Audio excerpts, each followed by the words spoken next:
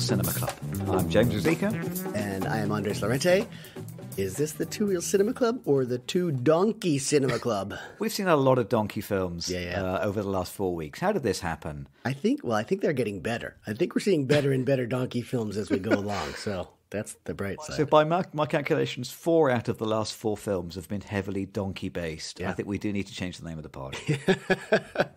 And that was unintentional. I had never seen Banshees of Inisherin, which we're going to see today. Or it's been a long time since I'd seen The Field, which is also on the docket for today. And I just didn't know or had forgotten that there were donkeys. But there are donkeys. There's a lot of donkeys. Let's quickly do donkey socials Okay. at the start of the show. So as you will know by now, we are on Twitter at Two Reel Cine Club at twitter.com. We are on Instagram at Two Reel Cinema Club at instagram.com. You can read our blog at tworeelcinemaclub.com. Please leave us your comments. We love them. And you can email us at tworeelcinemaclub@gmail.com. And please tell your friends and let them know that they can find us on Apple Podcasts, on Google Podcasts, on Spotify, or wherever else they get their podcasts. And we're on YouTube as well, so there's no excuse. So let people know. So which of the two donkey-based movies are we starting with tonight? I'd like to start with a bit more donkey chat, actually, if you don't mind. And on Yes. all those socials, I think anyone who owns a donkey or is a donkey, please spread the word. We're specializing in donkey films from here on out, so you have to aim for a particular audience in podcasting because there's so many podcasts out there. This is narrowcasting, it's what it's called, isn't it? We're just aiming directly at the donkey audience. There was one story, we were talking a little bit about family circus stuff a couple weeks ago. Oh, and yes. There was one story that I neglected to mention. I think I probably should because it is a donkey story. And that is that my grandfather had a tiger named Satan, of course. Oh, my God. Satan, yeah. And tigers have to eat. I can tell how this story's going to end. Yeah, they're not supposed to eat donkeys. But the tiger attacked a donkey named Eleanor, who was named after First Lady Eleanor Roosevelt. And apparently he used to use this donkey when the Democratic Party wanted to have events. He would rent out the donkey and himself to bring a donkey along because that's the symbol of the Democrat Party here in the United States. So Satan attacked Eleanor and actually tore flesh from the donkey's body. And then you're a doctor, so you'll appreciate this. I think you would have risen to the occasion as well. My grandfather and some other highly unqualified people sort of just sewed her back up, and apparently she survived. So, whoa, yeah. And I was so fixated on the donkeys that I did not know that I forgot to mention the donkey that I do know, which was Eleanor, sort of. Actually, Eleanor's not the one we inherited, but certainly a donkey that I've seen in pictures, and I just remember that story so much. But it feels like a powerful metaphor for American politics, that story. Yeah, a tiger. Well, if you know the symbol of the grand old party, the Republican Party, is the elephant. So if an elephant had attacked a tiger, that would have been even more symbolic, I suppose. But just that Satan would attack the Democrats. Maybe that's the metaphor. Republicans, Satan. Who's counting? You know, it's. Yes. There were also 2 other moments there where I think I misspoke. I think they call this erratum, don't they, when you make mistakes? Right. Oh, yeah, corrections. So this is a correction. I guess I count like my grandfather's donkey too. I thought that I think I said that they had 3 elephants at one time. I think they only had 2 elephants because I could only name Yasso and Jewel as 2 of the elephants. So I'm not sure if they had another one who just did not perform with the family at the same time, but there were 2 elephants. Are they easy to miss, elephants? Is it possible to easily miscount? Well, that brings up another story, but I shouldn't be telling these stories. But one of the elephant trainers did. He didn't have a driver's license, so he rode one of the elephants into town one night, this small town, to get some drinks. And this we do have photographic evidence of. He took the elephant into town, and it's like all these nonplussed people are just standing around as if they have an elephant on their street every day. And the elephant's got his whole head inside this diner, and people are on the streets while the elephant's doing tricks. So you can lose an elephant, yes. The last mistake I want to correct, I felt terribly about this because I was talking about our friend Gabrielle and writing on, I think I called it Law and Order SUV, which is in this country a sport utility vehicle. And I'm sure they're going to have a spin-off Law and Order about sport utility vehicles. But the program is Law and Order SVU. Oh! which is Special Victims Unit. So my apologies to Gabrielle and who's the big director, the producer there? Dick Wolf, I think it is. We will not be the first people to have got that wrong, Not at all. surely. Not at all. Oh my God, they could have come up with a better name. Oof. All right. Shall we head off to Ireland? We're going to spend all evening at Ireland. Let's go to Ireland right now. That's right.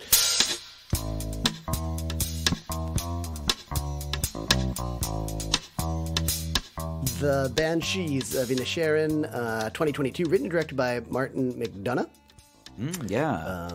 And you can see the playwriting in this, and you can see some great filmmaking in this. So it's an interesting film, and I think we've got lots to say about this one and the field as well. Stars Brendan Gleeson and Colin Farrell, who were together in Bruges in about, 2010 or 2012, somewhere back there. Yeah, something like that, yeah. They did a Martin McDonagh film before. Kerry Condon and Barry Kagan. Is that how you pronounce it? Kagan? Cochen, I was saying, something like that, but I don't know if that's right. Having seen the film and then later done a little bit of research to see how all the characters have spelled their names, I feel like, I've been reminded at how difficult it is to figure out how to pronounce the names from the way they're written in Ireland. And he and Colin Farrell were in another film together. Is it called The Killing of a Sacred Deer? Is that right? Yeah. So they'd been in a film together before, which I've seen pieces of, but I want to go back and see that as well. So definitely inspired me to see more Colin Farrell. I was really impressed with Colin Farrell in this film. I really liked it. So, as we said before in the opening, I think the donkey films are getting better. This might be the best donkey film of the bunch, but we won't talk about that too much. Takes place in Ireland, in sort of this mythical island of Inisherin. Colin Farrell's, is it Porrick? It's like Patrick. We would say Padrig. I think everyone on screen calls him Porrick, don't Porrick, they? yeah. But it's spelled Padrick, I think, in the credits. So Padrick finds himself sort of down one best friend because Callum, played by Brendan Gleeson, just sort of ends the friendship very suddenly. Even though Porrick had no idea that they were rowing. Siobhan is Colin's sister, played by, not Colin's sister, Colin Farrell's sister in the film. Padrick's or Porrick's sister, played by Kerry Condon. She sort of consoles him a little bit about she's equally as confused as he is, and both Siobhan and Porrick seem to think that Callum's playing this joke on him, that he's just sort of not serious, that he's ending this looks like a lifetime friendship. And it happens to be that the first day that Callum says he doesn't want to be friends anymore is April Fool's Day. So Porrick sort of thinks it's a joke. Finally, Callum sort of admits to Siobhan that he just finds Padrick dull, which is just like a cardinal sin. And he won't live. He won't live forever, I think is the idea. And so he has no time for dull in his friends or in his life. So Callum seems to be going through a midlife crisis of some sort. And I think Siobhan, at her core, she sort of can't argue with that because she's stuck on this island. It does feel very remote. You occasionally hear war going on, civil war across the water in the mainland. Otherwise, you're just stuck on this very small island, and she's really yearning to get off the island as well. She wants to take a job on the mainland, where life must be better, despite this war that's going on. Civil war is I think it's an interesting foil in this film. Yeah. War is never civil. These are two friends who are kind of civil to each other, even though they're at war. Meanwhile, this is 1923 Ireland, so there is a war going on in the country. So there's an interesting kindness in the war between friends that probably didn't exist in Ireland at that time. Boy, do we have to spoil so soon? I think maybe it's time maybe we have to. So it's about. I've even written in my notes here that there's one moment that needs the spoiler bell, and I think we should ring the bell now. Yeah. I've got my unfeasibly large hammer here ready, actually. Shall I ring the bell? I'm going to ring the bell. If you have fingers left on your hands to ring it, yes, please. Right, there it goes. It's too loud, isn't it? It's too loud. It's loud, but it has to be because people do. If you do not want to hear this, stop listening now. Yeah, fast forward 15 minutes if you don't want to hear the spoilers because they're coming up now. I think this is in the trailer, so it's probably not much of a spoiler. But Callum suggests that he's so desperate to get Padrick out of his life that he just wants to start cutting off his own fingers each time Padrick continued to talk to him or approach him or assume that they're friends. You know, it seems like an empty threat, doesn't it? It seems like It seems outrageous that he would. Yes, outrageous. He even talks about he's got these shears at home and he's just going to slice one finger off for every time that he gets upset with Park. And Park is kind of dull. The way that McDonough underlines it is he has no news to give when he goes into this storekeeper where everyone's sort of gossiping and giving news. Patrick has nothing. He's got a very simple life. He loves his donkey, Jenny. He takes care of his animals. He meets his friends at the pub every day at 2. But maybe he is kind of dull. But Callum does he's still sort of, you could sense the love there. He still loves him. Patrick gets beaten up by the local officer, and Callum sort of gets him on his donkey cart and brings him home, and they separate once again. But so he does show this kindness to him.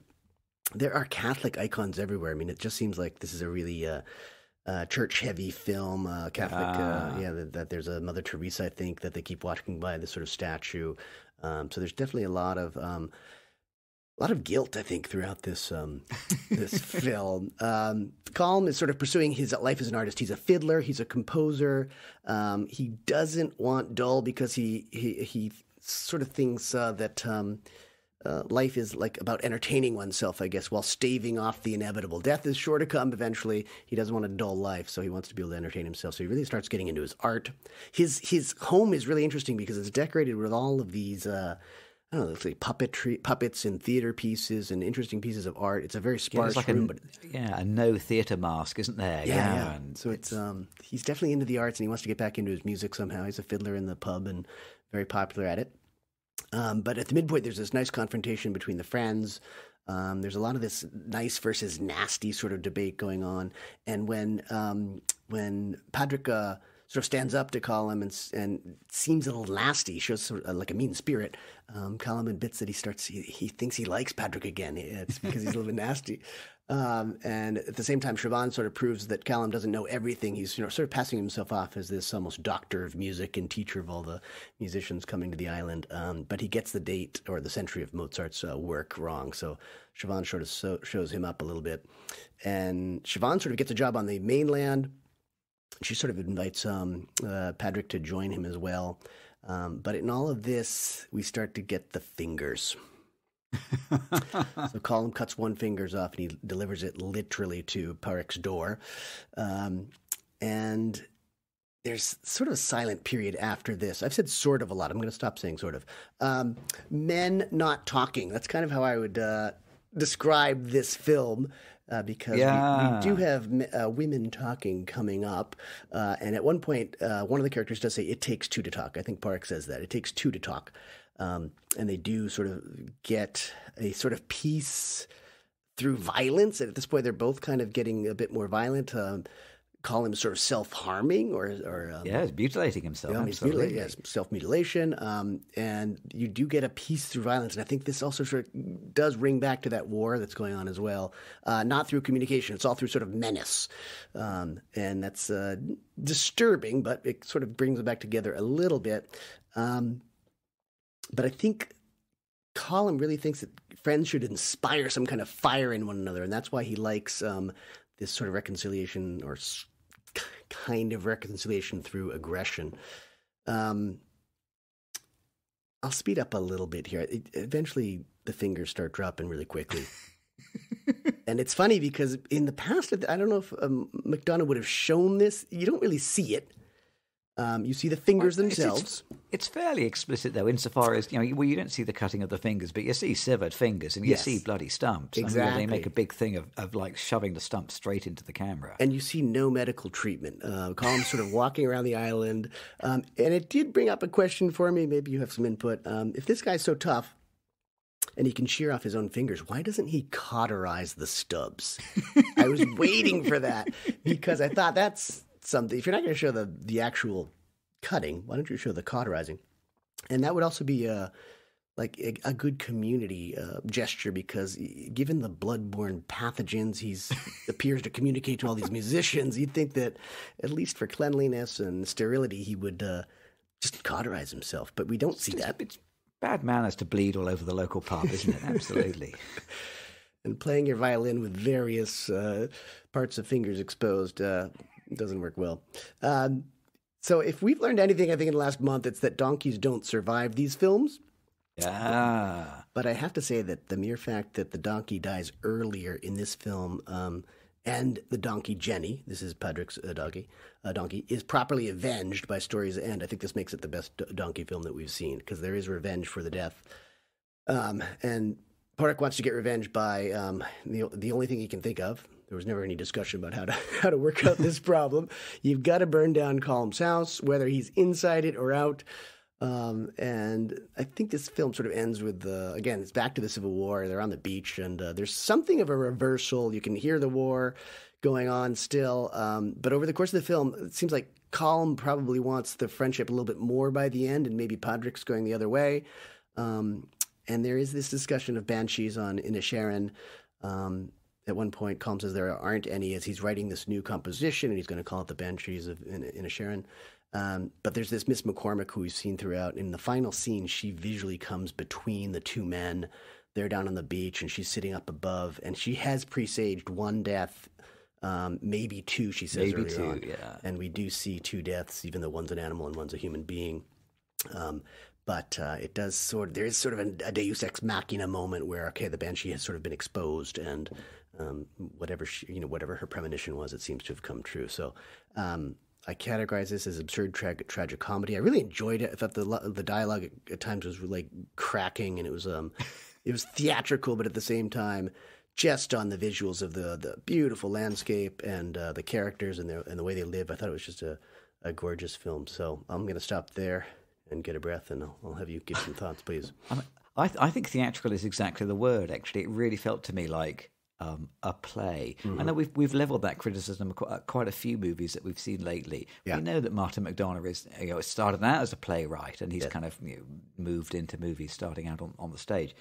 This feels very much like a story that would work very well live on stage. Yeah. It's largely about two central performances and little sort of peripheral performances around the outside. A lot of the important action, even in the film, happens off screen or off stage. So we see the consequences of the mutilation, but not the act of the mutilation. Yeah, it feels like it's exactly set up to be a play, rather than entirely taking all the advantage it could of the cinematic medium. Mm-hmm. I came away similarly having really enjoyed this film. I put in my notes, there's a lot to enjoy here. It looks absolutely beautiful. It's got these two terrific, stellar central performances. Yeah. But the question I raise over the movie, though, and the reason that I wouldn't give it 5 stars, is a question of tone, I think. Mm. Have you ever seen the British sitcom Father Ted? Do you know about that? Bits of it, yes, yeah. Right, so this was like, probably 30 or 40 years ago. It's a really big hit comedy in the UK. I suspect maybe it's made it to the US. Yeah. And it's a very absurd comedy about 3 Irish priests who live on this little island called Craggy Island. It's absolutely hilarious, brilliant performances. It's one of the towering greats of British comedy. And the first 20 minutes of Banshees of Inisherin are absolutely Father Ted. Okay. That whole kind of tone of it and the kind of slightly bemused, flummoxed, unsophisticated Irishman, and the way that he talks to the landlord, and then he kind of tracks down his friend and talks to him, and it's very funny dialogue. It has exactly the feel of Father Ted, and although I was enjoying it, I did feel a little bit like, well, I love Father Ted, but not sure I want to see 90 minutes of it tonight. Yeah. But then the progress of the movie from these kind of the sitcom origins to taking the step of self-mutilation feels like it's just too off-kilter. It feels like a step too far. Yeah. Like it hasn't quite been able to control the tone. And the way that self-mutilation happens, even where Colm is kind of admitting later on, it doesn't even hurt that very much. And there's a scene when we know he's going to cut off another one of his fingers, where his dog picks up the shears and sort of starts to drag them outside. And I wasn't sure whether that was because the dog wanted to stop him from cutting his finger off, or whether the dog was helping him because he knew that it would make a mess. Oh, good point. He wants him to do it outside. Yeah. I mean, it's a lot of comedy value wrought out of this script, which doesn't sit quite right with the actions of the main characters.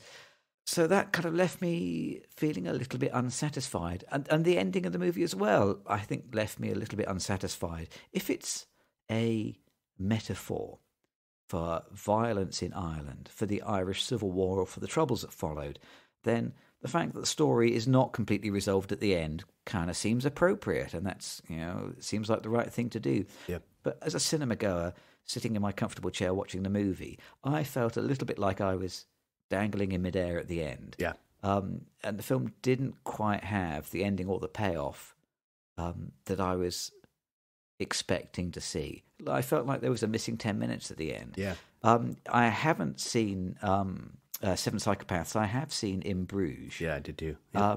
I have seen Three Billboards. Yep. In Bruges has a very definite ending. Three Billboards kind of leaves things hanging as well. And I wonder whether that's, part of Martin McDonagh's deal. That, I feel like those first 20 minutes, those Father Ted 20 minutes, came out of the word processor really quickly. They flow so naturally. Yeah.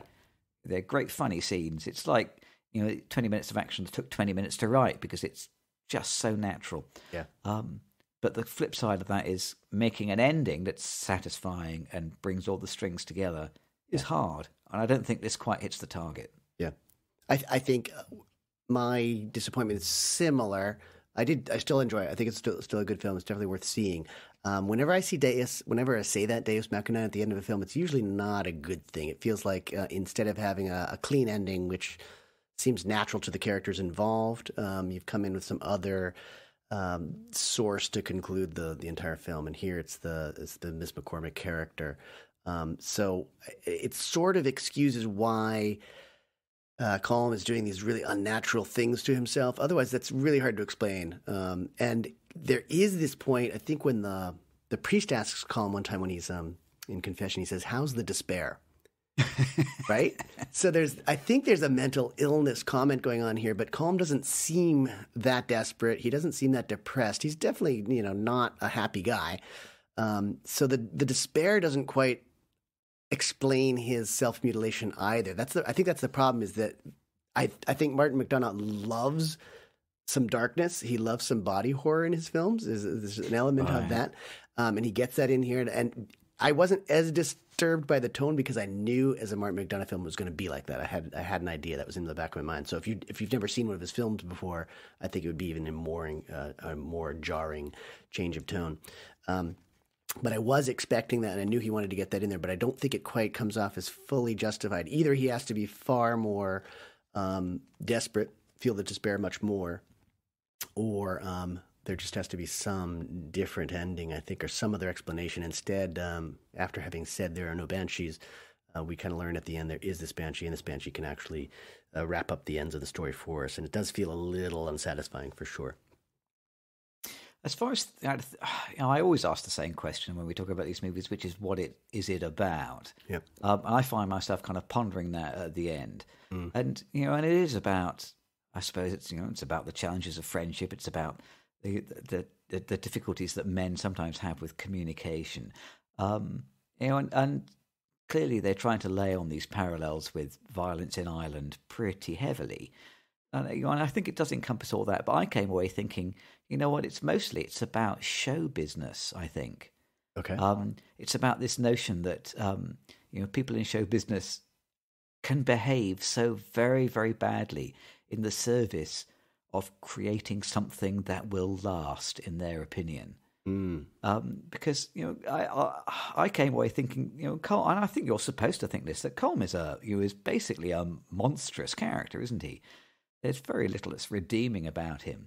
I think even his little violin ditty, which he composes, is pretty unremarkable and forgettable. And I think that's probably supposed to be the idea. It feels like he's burning all his personal relationships for the benefit of some great artistic vision that he just doesn't really have. He's got the notion that that he's destined for greatness, even though actually, he's not really that great. On my notes here, I wrote theme : beware the artist. Yeah. Because if you encounter artists like this, and there are plenty of them in show business, there's plenty of them in the film business, the sensible thing to do is, just run a mile. Don't become more fuel for their fire, because you're not necessarily participating in creating some great work. All you're doing is sacrificing your own comfort and happiness. Yeah. I had jotted down sort of 3 things that I think are themes. None of them are super powerful, though. I think I just mentioned it, this thing about mental health on some level. Like, it's kind of inexplicable. People can change in a short period of time. And a lot of us don't cope with our mental health issues very rationally. I mean, there's a lot of drinking in this film. I think that's a cliche squad call probably coming up. But there's a lot of drinking in here, a lot of self-care or self-medication, I should say. So I think there's the mental illness that he touches on a little bit. I think, again, with the calm character, there's this fire of the artistry, which you've just mentioned, that the muse, like the people around us in our life, have to inspire us in order for us to really get that sort of extrinsic motivation to do our art and to succeed. So I think that's in there a little bit, that the atmosphere you put yourself in and the people that you surround yourself with are going to have some effect on your artistry and your creativity. The biggest theme for me, and we're going to go when we get back in a couple weeks and talk about women talking. I think this film is sort of about men talking or men not talking. I think communication between men, even best friends, they don't do it very well. They can't do it very well. And it leads to these absolutely stupid things. We will do really stupid things, even as well. I'm not going to do any self-mutilation, but in this film, we'll do things where we even harm ourselves rather than communicate properly. So I think that's another theme as well. And then the last thing I think it's about is clothes. I loved the clothes in this film, but I didn't believe them for a moment. There were too many clothes in the closets of these sort of working class folks, these rural characters, and these beautiful primary colors. I just loved the 1920s style. Everything that Colin Farrell wore was beautiful, and it didn't fit the actual atmosphere, I don't think. But I think the film was about clothes, yeah. Yeah, absolutely, actually. The style of the film is terrific. It's very watchable. There's this interesting little sort of narrative sort of fillip or device at the very beginning end of the movie where it's which also really reminded me of Father Ted, that the movie begins in the clouds, doesn't it? And it descends down through the clouds to look at this kind of patchwork quilt of idealized, perfect rural Ireland. Yeah. And at the end of the movie, it ascends back into those clouds again, which I think gives the film the feel of a fable or something like that. It feels like it's acknowledging that this isn't really quite the real world, but it's a simplified picture of the real world with archetypal characters to illustrate an idea rather than a documentary about the lives of real people and what they did. So within that context, I suppose, the notion of an Irish fable about how men find it so hard to communicate. Well, that's a picture that's worth watching and a picture that's worth making. You're right. It's a shame that I felt the level of violence in the film meant that I wouldn't be particularly comfortable, say, showing it to my children, who I think would be terrified and appalled at the notion of someone chopping their fingers off and then waving the stumps in the camera. I hear you. And I think that the fact that it doesn't even take place in a real setting kind of underscores the fact that it is fable. But we like fables. I mean, of course. And here it's a funny fable. And I did laugh out loud several times. And again, just as we talked about a couple of weeks ago, when we came across the dead donkey, I was pretty despairing again as well. Yeah. I don't know about these donkey movies. They they know which strings to pull. I am a total sucker. Yeah. Now you did mention a little bit earlier on that you might have some reason to call the Cliche Squad over this film. Am I right? I think almost any of these films about Ireland, yes. Cliche Squad. So okay, I'm going to let you go first. Tell me more about Ireland and its cliches. Okay, there are 3 things, or maybe 3 or 4 things that come up again and again in these films. Number 1, the pubs and the alcoholism. That's really it's never really outright stated as alcoholism. I think it just enforces that stereotype about the Irish being drugs. The priests, the angry shouting priests, or the sort of the super traditional but at the same time not traditional priests. I think I see that again and again. The one cop town, is that a cliche? It seems like there's always the one constable who's just as bad as everyone else, but somehow is in charge of keeping them in line. And then I think just the Catholicism in general, just the wrestling with the Catholicism. But there's also this, the the English are all bastards and the Irish are all unlucky. And I think all of those cliches are in there. And I'm not sure it would be a film about Ireland without any of those. So maybe I'm being hard. But it seems like those are the touchstones for anyone to understand an Irish film, is that you have to have those cliches in there. When I called the squad, I wrote down on my notes here, what do Irish people do for fun? They play the fiddle. That's it. Yes, the fiddle. Fiddling. Yeah, that's the main pastime. Yeah. Dancing in pubs or playing music in pubs. Yeah. There's this, it's beautiful because those are happy moments, but otherwise. I like the idea even that when they get a little band together, or when he's kind of teaching these young musicians from the mainland or whatever, it's not even like there's a whole bunch of different instruments. No, it's like four fiddles. Yeah, I mean, there's one guy who's brought one of those drums, but it's mostly fiddling. Yeah. Fiddling. That's what the Irish do. Fiddling.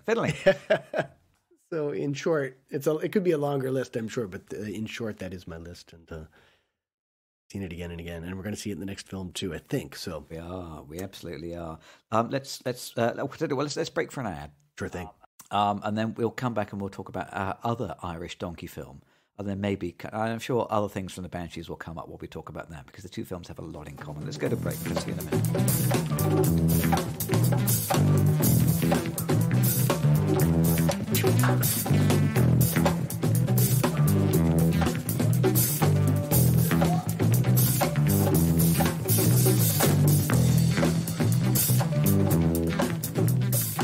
And now, for a word from our sponsors.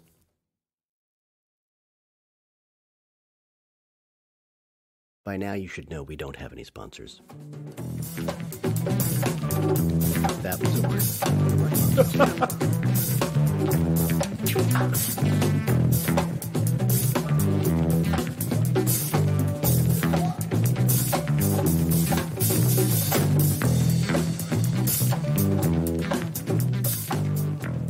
and we're back with the second donkey film of the evening. I hope you enjoyed the spoof ad. They're running quite long these days, aren't they? So we're going to talk about The Field from 1990. Now, when we talked about this originally, I didn't think I'd seen it, but having seen it this week, I think I probably did see it when it came out in 1990. I have some vague memories. I don't know whether I saw it when it was quite late at night, and or maybe I fell asleep halfway through. So I kind of recognised enough of the film to make me think I've probably seen this before. I think that's how I saw it, was BBC Late Night, so probably, and that would have been 15 years later at least. So right, okay. I will say that I watched it on YouTube, and it's in a bit of a kind of a rights sort of no man's zone, isn't it? Because it's very difficult to find legally online. The version wasn't very clean. It wasn't very good the way I saw it, but it was enjoyable. I liked it, and I would occasionally put on the captions, the closed captions, just to see how wrong the English was. I guess that's all artificial intelligence sort of translating, and it was just terrible. It was funny. It just made this whole comedy of certain sections of it, but. So the film was directed by Jim Sheridan, fairly early in his film career. So he had come from the theatre as well. He was a playwright. He made My Left Foot with Daniel Day-Lewis in 1989. Then he made The Field in 1990. And then he made In the Name of the Father with Daniel Day-Lewis again in 1993. Yeah. So really instrumental in bringing Daniel Day-Lewis's career to the place where it was. Made another picture with Daniel Day-Lewis in 1997, The Boxer. And then in 2005, he made the 50 Cent film, Get Rich or Die Trying, which I haven't seen, and I don't know what that's like. Yeah. But The Field is definitely not a 50 Cent picture. It's adapted from a play of the same name, written by John B. Keane in 1965. Apparently it has many changes. I haven't seen the play, and I have not read the play, but apparently many of the characters are different. Most notably, there is an outsider in The Field. In the movie, he is an American. In the play, he was an Englishman. But we'll kind of talk about that in a minute. So it stars Richard Harris, Sean Bean, Brenda Fricker, John Hurt. It's a terrific cast. Let me tell you the story.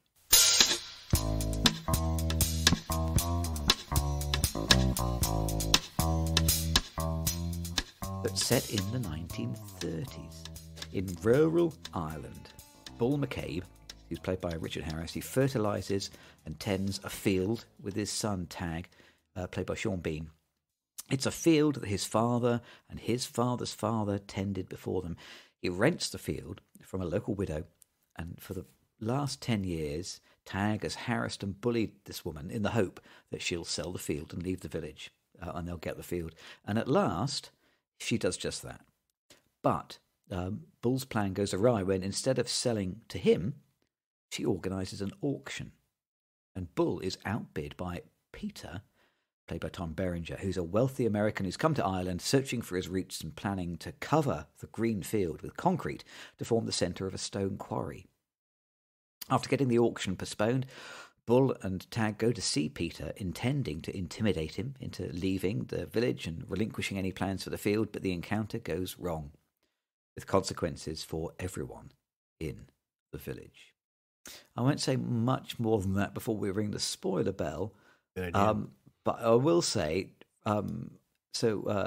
this week, we both, Rachel and I both watched both of the films for the pod. We rarely get the time to do that. Oh. And when we started watching the beginning of The Field, we both just laughed out loud because it opens exactly the same way as the Banshees of Inisherin. I mean, it just seems so similar. We were saying, wait a second, we're watching the same film. Yeah. It's looks like the same characters in the same village, with the same landscape, doing the same things. Mm-hmm. And the film opens up with two characters with a dead donkey tipping it into the sea. I mean, it's astonishing how very similar it is. Yeah.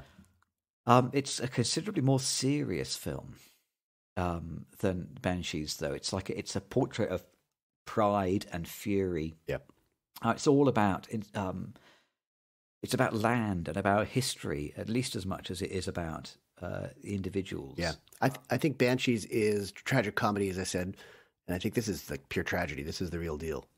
Yeah, absolutely. It's classic, tragedy, isn't it? Yes, it's kind of with a proper sort of Hamlet style ending. In fact, yep. But yeah, we have all those same elements repeated over again. So we have an imperious older man. We have the dim friend. Mm. We have a son who's looking for love. Mm-hmm. We have the landlord of the pub who's like a Greek chorus watching everything going on. Mm-hmm. We have this kind of probably corrupt local policeman. I mean, it's like ticking boxes. So many of these same roles and these same characters popping up in both films. I personally feel that this is the better written of the two films. Now, it did start out as a play, and this is another movie that I can easily see it succeeding on stage. Yeah. But this central character, and it does no harm that he's played by Richard Harris. Yeah. But this central character of Bull McCabe is just a fantastically well written, well realized, three-dimensional character. And this is a useful point, I think, for my own writing, because I've written here in my notes, the way he's written is basically a zigzag. Every time you get a scene where he is monstrous or bullying, it's responded to with a scene where he is vulnerable and and weakened. Yeah. And you see his his soft, vulnerable parts. And so the scenes kind of zigzag from one side to the other, again and again, until you slowly, with these zigzags, you pick up a full picture of his life and the character. Yeah. I think it's masterfully written. He's a fantastically well realized character, fantastically well portrayed. Yeah, full of reversals. I think that's exactly the zigzagging. It's just that you're going back and forth from happy to sad, slow to fast, and that is classic writing. Yeah, I agree. And just the hubris involved. I mean, this feels like real classical stagecraft. As you said, there's sort of the Greek chorus element in there. You've got a central character, which you sort of have the buddy picture more in the Banshees, whereas you get definitely a strong both moral compass and immoral compass at the center of this film. Yeah, and it's for me, it must be very different from the play. I can't see a film about landscape and about that much space and a field on stage. You'd have to be talking about it all the time and describing that field, but it works. I remember being really impressed with this film when I saw it late night on BBC one time, and that's why I wanted to compare it with this film. It seems like, again, it's one of these cases where McDonagh must have seen this film, and it's classic cinema from that era that he would have been watching films the way we were on TV or in theaters, and I think there's definitely a lot of connections between the two. You say that if you did it on stage, you'd have to talk about the field rather than show the field. But actually, there are very few dramatic moments that happen in the field. True. It is largely people talking about the field. Yeah. Even in the movie. Yeah, it's true. It's interesting to me because the Banshees film, it has a lot of theater in it. And it comes off as a film. And this one really, it feels very cinematic, and I just can't even imagine it on stage. So I think that's one reason I'm wonderfully confused by this film in some ways, and it's just that it works. I just kept thinking this really shouldn't work, but it works, and it left a certain impression on me years ago, and it was great. It was really great to go back and see it again. I think my favorite scene in the movie, we can talk about before the spoiler bell because it happens very early in the film. Yeah. Is the dancing scene. Yeah. Because that gets through so much story business without words. So there's a village dance, and a whole bunch of characters have their own agenda. There's this kind of tinker girl who quite wants to seduce Sean Bean, and Sean Bean likes her. Mm-hmm. But then there's a local girl that the bull wants Sean Bean to marry, and so he kind of wants them to get together. And then there's this American character that the bull wants to humiliate, but he wants to ingratiate himself with the locals because he wants to buy some of their land. Mm-hmm. So there are all these characters coming to this dance with their own intentions. Yeah. And most of the story gets told without words for this scene. Yeah. It's all done with their body language and with their eyes. And Bull kind of he makes these enormous attempts to control the situation. Yeah. Again, through his physical size. And the way that the Tinker Woman, she kind of she tells so much of the story just with who she looks at and the way that she looks at them. I mean, it's just a beautiful bit of cinematic storytelling. And I agree, scenes like that would probably be pretty challenging on stage. Yeah. When that's very dependent on looks and glances. Is there fiddling involved too? Remind me. Call back the cliche squad because God knows there is a lot of fiddling. There absolutely is a lot of fiddling. It's also the introduction of Tom Berenger as the American, as he's known, or the Yank, they call him sometimes. So it also introduces a major character, and you're right, all these motivations are in this one scene. And there's the beauty of the dance. There's also some violence in the dance too, when it sort of becomes this dance off. It goes very wrong, of course, but it becomes this dance off between the American with the Tinker Girl, I think, and then Tig with who he wants, who Bull wants to be his betrothed, which is, I guess she's a local girl. I never really got too much, other than she was in a yellow dress. That was some of the characters. Yeah. Oh, she's the one in the yellow dress. I didn't get much more background on her than that. I think I'm gonna ring the spoiler bell so that we can talk about some of the things that happen in the second half of the movie. Here we go. Ring away. Ooh, I'm getting used to it now, actually. Yeah. This film also does turn very violent. It begins with a murder, but a murder of a donkey, because the Tinkers in the film own a donkey which Bull has kind of murdered and then tossed off a cliff so that he can deny all knowledge.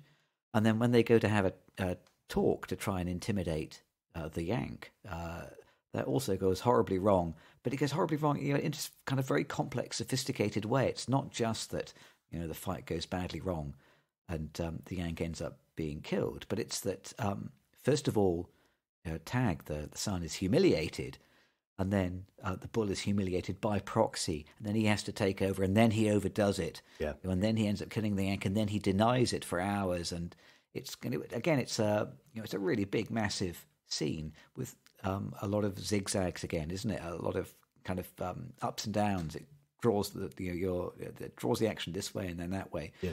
I think these kind of like long scenes with a small number of characters are part of what makes it feel quite theatrical. Yeah. And I can imagine that playing out in a similar kind of way and being similarly shocking on stage. Yeah. I mean, you could do that on a bare stage and play it out. Yeah. Much the same way that it happens on screen. It's wonderful how things just spill out of control. And Sheridan takes his time. That's not a short scene. It's not cut as a fight scene would be these days with a lot of quick cuts. It's a really inelegant fight. It's two guys who really don't want to fight, who don't know how to fight fighting, and I think that makes it better. And then Bull, who in his day probably would have been out there kicking a lot of ass, he's watching, and he does have to step in at one point, and it gets messier and messier, and it's just wonderful. It's great dramatic writing, and it's great filmmaking. And without like moving the camera constantly or cutting or anything like that, he's just showing what would really happen, how it would happen, how messy that fight gets too. It's just wonderful because it's real. That's people start breathing heavily. They're not making good punches. These guys are not professional fighters, so they shouldn't be filmed as being these great fighters. And Sheridan knows that, and it's really well done. God, it's a good point about not moving the camera all over the place. You're right. Yeah. There would have been lots of cuts if this film was made like this year. Yeah. Whereas, it absolutely it's allowing the actors to do their work and being unshowy. There's a lot of great cinematography in this film, but it's very unshowy. Yeah. I'll tell you one thing I noticed only at the very end, but Rachel had to point it out to me, which is, do you know who's in the credits as a quarryman in this film? It is Brendan Gleeson. No, really? Apparently, yeah, he has a tiny, tiny background role in this film. I didn't realise it. I have to go back and see whether I can spot him. Wow. But not only do these films share the same location, you've got some of the same blooming cast. Wow, I did not see that at all. I would not have been able to pull him out. I think one of the reasons this film feels quite contemporary to me. I mean, they are both films set in roughly the same era, and they both feel like films about today for different reasons. There's a lot of toxic masculinity in this film, isn't there? Definitely. And it's toxic masculinity before there was a name for it, isn't it? Exactly. Yeah. But it's really well done. Richard Harris nails it. It's also toxic masculinity with, as you said, these zigzag moments of vulnerability too. This guy's troubled, and that's why he is trouble, I think, later on in life. And I think, again, this might be done with costuming, but he seems huge. He's wearing these larger coats or these big sweaters. So even though he's an older man, he's probably in his, as an actor, I don't know if he was in his probably late 50s or 60s at this point anyway. Yeah. He shouldn't be beating up these other guys. He shouldn't be able to take both his son and the Yank and knock their heads together, one under each arm. But he can do it. So he just has that presence. And a lot of it, I think, is done with costuming. But it's just, he's such a big character in this film. And he starts to go nutty, as Richard Harris can do so well towards the end. And there's this one moment late when he's just this direct address to the camera. It's the one time he really looks directly at the camera, as if he's looking into a mirror and seeing himself, and you can just see him getting nuttier and nuttier too. Yeah. And it sort of foreshadows what's about to come, and it's really well done. And it's just it's a great bit of acting, and obviously someone who's done things on the stage as well as on screen. It's worth note, we did talk about the costumes earlier. One thing I particularly loved was the woman who plays like the Tinker Girl has some of the most magnificent 1980s curly hair. Yeah. Which I absolutely loved. And it's interesting to see Sean Bean in a relatively early role. I mean, I think this will be pre-GoldenEye, won't it? Yeah. I think it's a fairly early role for him. And although he does his best with the accent, every now and then you hear his Yorkshire accent showing through. He's doing his best, but can't quite pull it off all the time. And one thing about him, though, he's quiet. His character's quiet for the first 2/3 of the film, really. He starts coming into his own, and at the same time he starts becoming more articulate, and it's an interesting character bit, and I was really impressed with him in this film. I thought he did a great job. I looked, apparently he was 31 when this film was made, and he looks a lot younger than that, doesn't he? Yeah. He looks positively boyish. But yeah, great experience, riveting, real acting masterclass, and I would say this is a character writing masterclass. The Field, it's pretty exceptional piece of work. Yeah. And not the sort. I mean, considering the plaudits that Banshees of Inisherin is getting at the moment, I personally feel like the writing in that film, is not as good as what we see from Jim Sheridan in The Field. Probably not. I think it has its place. I think you were onto something earlier. I think this film seems more timeless in some way. It seems just like a more universal story. I think Banshees is great for this moment, and it'll be a film that people will go back to. But I think it really has a certain a certain niche in a certain place, and whereas this can really occupy space, and you've got this character that can really occupy a lot of space. And similarly, I think this film will occupy a lot of time. It's one of those things that it's becoming cinema, it's becoming a classic. So I think it just weighs more, and it's, I mean, a lot of it has this wonderful apocalyptic ending as well. We were talking about the weaknesses in the ending of Banshees. This has got a great ending, and anytime you can get Richard Harris just beating the crap out of the ocean with a stick, I mean, that's film. I mean, I love that ending. It's just, it's wonderful. It's just so helpless, and at the same time, you know, he's got power in a sense, but he's also just so helpless at that moment, and it really embodies all those zigzags that you were talking about as well. We'll try and bring the kind of the two films together, but before we do that, let's play, you know, our new favorite game, blatantly stolen from another podcast. Let's play Who Am I? Who am I? Should we occasionally do it as Who Are You? Who are you? We could tell the other person, yeah. Who are you? And we could say each other who the other one is, but that's a good point. Yeah, right. Next time we'll do Who Are You? Yeah, Who the hell are you? I don't want to change the rules or anything like that. But yeah, we'll say Who Are You? Who am I? Yeah. Who are we this week? That's the beautiful thing. We get to sort of see ourselves as different characters week after week. Should I go first? Go on, you go first. Because I know I've prepared my answer, so I know who I think I was. Honestly, I don't really see myself seriously in anyone. So I'm going to go with two characters. One's a dog. I really liked Colm's dog. Pretty dog, good boy. He was a really good boy. Yeah, very good dog, actually. Very obedient, didn't need a leash or anything like that. And I like it. I love that scene as well where he's pulling the shears out, and either way he's being a good boy. He's either saying, look, it's going to get messy, so let's do this outside. Or he's saying, I want to help you, and I'm going to bring the shears to you, or I just want to do it outside. So I think he was, or he didn't want the other things. Yeah, he doesn't want Colm to do that, right? So he's showing his dog sympathies and saying, I'm going to take these shears away and run and bury them so you can't find them. So I liked the dog. I read an interview with Colin Farrell where apparently the dog did bite him while they were filming. So, so is that the dog like method acting? Maybe. Well, I was going to say the other person I am is, I can't say his name, Patrick. I felt like Colin Farrell, but only because I wanted his clothes. I've mentioned that already. I love that stuff. I love that classic, you know, just early modern 1920s looks. I love that fashion. So it has nothing to do with the character. I just loved his clothes. You know, Porrick is who I felt I was as well, only because I could really painfully identify with the notion of being the dull one in the friendship. But is there anyone in the world who hasn't occasionally wondered, am I the dull one? Really? Is that why people don't phone me back? It's like, it's that FOMO thing of thinking, oh, everyone else is going out and having a great time and they didn't phone me up. I'm the dull one. No.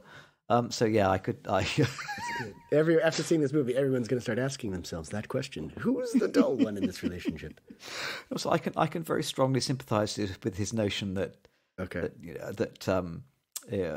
thinking about your eternal legacy to the arts is one thing, but being nice is actually maybe more important. Yeah, I loved Colin Farrell in this part, and you know, this is the same guy who played Alexander way back when, and he was just in a lot of these sort of meathead action films. I love the sides that we're seeing of him now. He just seems much more human, and he's fantastic in this film. You know, he loves animals. He's letting them into the house. He's a simple guy. He loves his donkey. I really like this role. He's just an interesting actor, and I like it when he's doing more acting as opposed to running around and hurting people or shooting people or just doing action. Did you ever see the Total Recall remake that he was in about 10 or 12 years ago? I didn't, no. It was monumentally stupid and terrible. Oh, yeah. So, I mean, I love the fact that, you know, an actor who could be pulling in, you know, tens of millions doing crap is willing to take on, you know, parts in smaller films that really showcase the acting. Yeah. Right. Well, we'll try and pull the two films together. Yeah.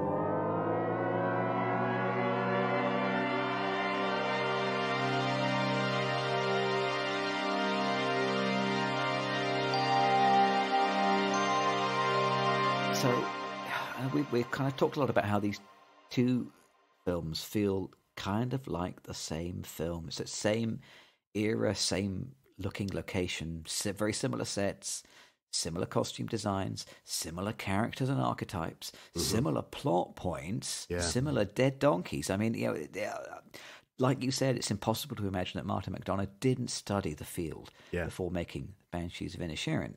It feels like it takes so much from it, and they are both about toxic, charismatic men, and the effect that they have on people in their orbit. They're both about living with one sort of misdirected eye on the future, or thinking about future generations, or like the folly of finding meaning in work or possessions rather than people and moments. And they share a kind of skepticism of outsiders, and and they also have this kind of similar theme of like sort of hopelessness that kind of foments and develops in these tiny insular communities. They've got so much in common that I was starting to ask, well, are they even different? Well, I think last pod we talked about like remaking films and how EO felt like a remake of Ohasart Baltasar. This feels a little bit like Banshees is a remake of The Field in some ways, and it's like a remix, isn't it? Yeah, it's like it takes all those elements and just sort of jumbles them together and tells another story with the same pieces. Exactly. So I think that's a big point for me. And echoing a point I think I made a couple weeks ago, like if it's a great film, you don't need to remake it or remix it necessarily. If it's a bad film, certainly it might need a redoing, So that would be a big point for me is like how much is it a remake, and is that what McDonagh wanted to do? And he succeeds whether it's a remake or if it's really his own completely unique vision. I think he does succeed enough where he's made a good film. For me, it's a lot about civil war and incivility. I think those are the themes that for me, and it's blatant in Banshees because he's got the civil war going on right there, but it's just about the same time period in The Field. And it's just how, and I think we're experiencing this in the world a little bit too, how hostility between nations or between powerful players kind of trickles down and it affects us all and how we behave. And I think it gives this sort of permission structure to be nasty with one another. I think it's compelling in Banshees because it's just so personal. It's just these two people who've fallen out. I think the way the community kind of comes apart in The Field is really interesting. Yeah. And I liked what you said about this distrust of strangers. I really didn't get the widow piece. Seemed like she was she from the mainland or she was from another culture or something like that? She just inherited this field. She was talking about going back to her own people, but there was nothing more specific than that. Yeah. And just the way everyone looked at her when she walked into town, people were throwing mud at her or vegetables at her at one point. Just this sort of distrust of anyone who doesn't fit into that culture. And it's also, I think, about these sort of, almost microscopic communities, just these tiny communities and what that does to the human psyche. I mean, small communities should be places where people really work together and know each other, but at the same time, one little needle in that haystack, one little incident that tears people apart can really rip gaping holes in the fabric of the society. So I think that's also at play here. And I think all of these things are probably a bit more genuinely felt in The Field. I think Banshees is entertainment. I think you made that point really well when we were talking about it. It's all about entertainment. It's an entertaining film. It would be a funny play. It's a funny film. It definitely made me laugh at times, whereas I think there's something far more real and oddly theatrical about The Field. And I think for that reason, a lot of those themes, I think, just hit a lot harder and really sink in. And, you said you just watched this a couple hours ago. So I think The Field, you'll probably do well just sort of letting it percolate a little bit more. Yeah. I think things will continue to surface. And I don't think I'm going to continue to percolate on Banshees. I'm just going to enjoy it. I think this is great. It was fun. The Field has haunted me for 15 or 20 years now. So I think they occupy different spaces entirely.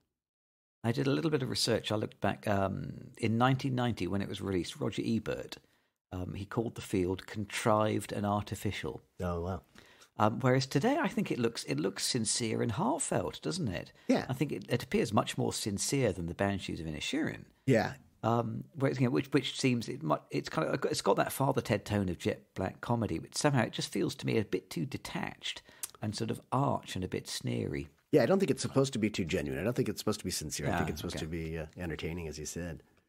And the other I think the other really big difference between the films, like really big obvious difference, is the endings. Yeah. Because like The Field, it has like a proper resolution. Yeah. Whereas the Banshees of Inisherin, it leaves, it kind of like leaves the door open for more mayhem, doesn't it? Yeah. And I was thinking, if they are films which are about Irish conflicts, well, maybe this notion of leaving the door open for more violence is the right ending. Actually, that nothing is resolved. But it's like, in that way, I think they're both kind of a product of their time. The Field was made like in 1990 before the Good Friday Agreement. Yeah. So back then, violence, in Ireland and in the UK was still like a daily headline. Yeah. Whereas now, happily, we're past the Good Friday Agreement and there is less violence. And so instead we get, like in The Banshees of Inisherin, we get a more modern film about modern concerns, where basically the main protagonist, he mutilates himself for the likes, doesn't he, more or less? Yeah. I mean, it's so like I wrote, like it's a reflection on the dehumanizing environment of the early 21st century. Yeah.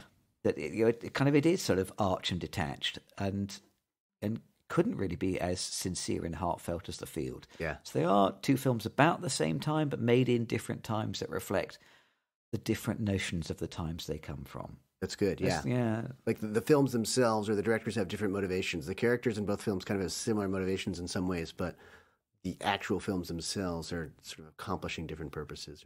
Yeah, that's good. Yeah, similar characters, different directors. Yeah. Absolutely. I think one thing about The Field, and I think it's not an excuse for it, but it's coming off of 80s. It's probably made in the late 80s, 89 or something like that. It comes out in 90. Yeah. So there's that. It looks like an 80s film. It feels like an 80s film in many ways, and I think that's it just feels dated in that way, and it probably always will. Even though it's getting more and more timeless, I think it feels dated right now. Whereas obviously, it's pure eye candy, and in Banshees, it's a beautiful looking film. You've got stars who are well known now and successful right now. So there are certain advantages. You can't just take it out of its era entirely. I don't think so. Well, those are our two dead donkeys for this week. I would recommend both dead donkeys. Honestly, I think there were two very good dead donkeys, and the donkeys die at different moments. So. Not exactly the same. Yeah, they are. You're absolutely right. They are both definitely worth seeking out. And it will be interesting to see how Banshees gets on at the Oscars in only a few weeks now. That's right. I think it's fairly heavily nominated, isn't it? So let's see how that pans out. Okay. We have just got time for also playing at this theatre.